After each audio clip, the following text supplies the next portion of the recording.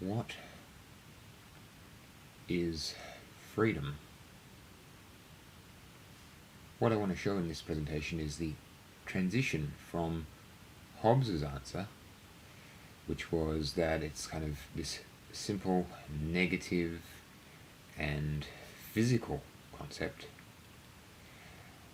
to the so-called Republican answer, which is still a negative concept, but it's a bit harder to know how to describe. It doesn't seem merely a physical answer, a physical conception of what is involved in freedom.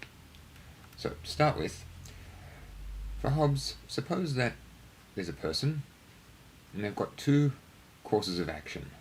They could stay where they are, or they could try to go.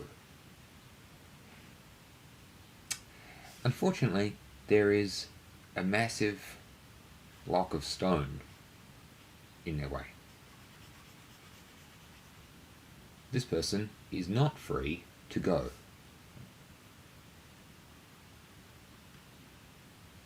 Why?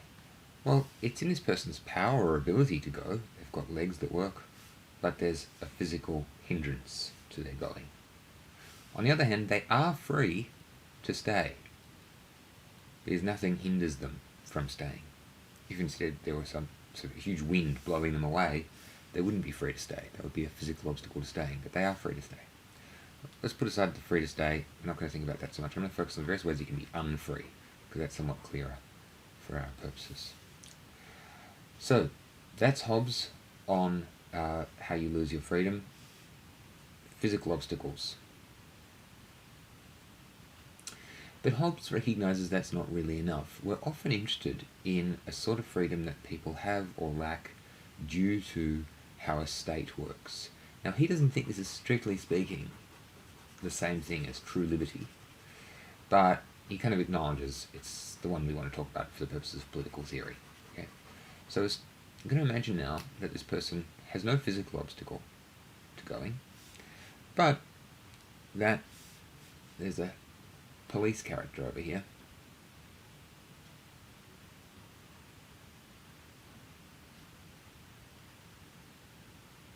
Policeman threatens physical force if you don't obey the laws, and the policeman says, "Don't go."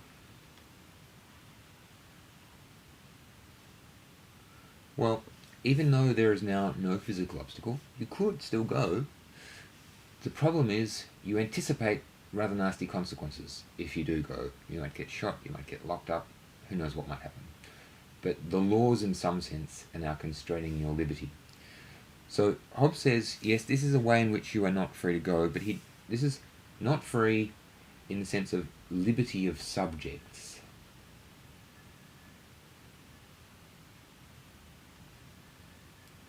Which, as I've said, is the sort that he thinks is most relevant for doing political theory. Okay. On that conception, Hobbes said, provided the police officer doesn't say anything, and provided the laws don't say you can't go, well then, you are free. Right? You would now be free in the sense of liberty of subjects.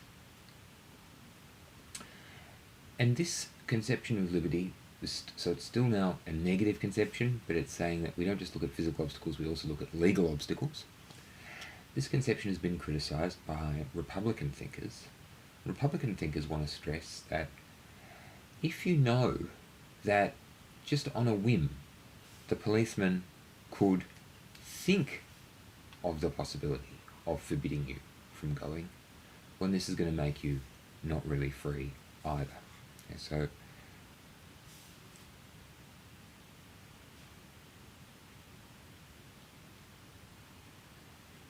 the policeman is just pondering, will I forbid this guy to go or not? If you know that your safety in going depends very much upon a mere whim of the policeman, you're not really free in the sense that the Republicans were interested in. Right? So now we're looking at the Republican concept.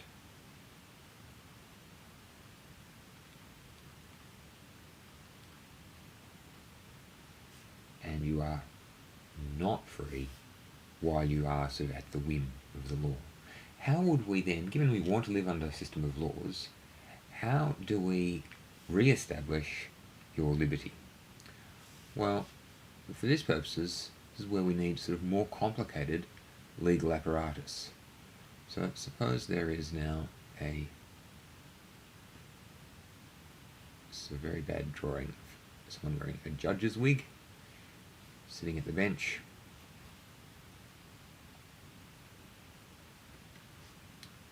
And suppose the judge requires, before any arrest occur by the police, she wants to see probable cause, to use the American sort of legal terminology, right? She's going to say, do you have a warrant? Right? Is there a basis for this? On what principle? If there a pre-existing law that this is a forbidden place to go, well then, sure, the policeman can go in. But if there is no such law, then for a police person to interfere with your liberty, they have to provide special grounds.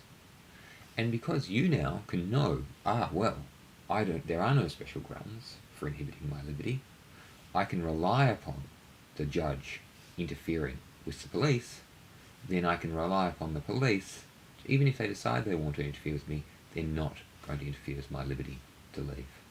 So that is how you secure Republican liberty. You put restraints, legal restraints, upon the legal officers, so that there is a clear space for the citizen to operate where they don't feel subject to the mere will of the legal officers.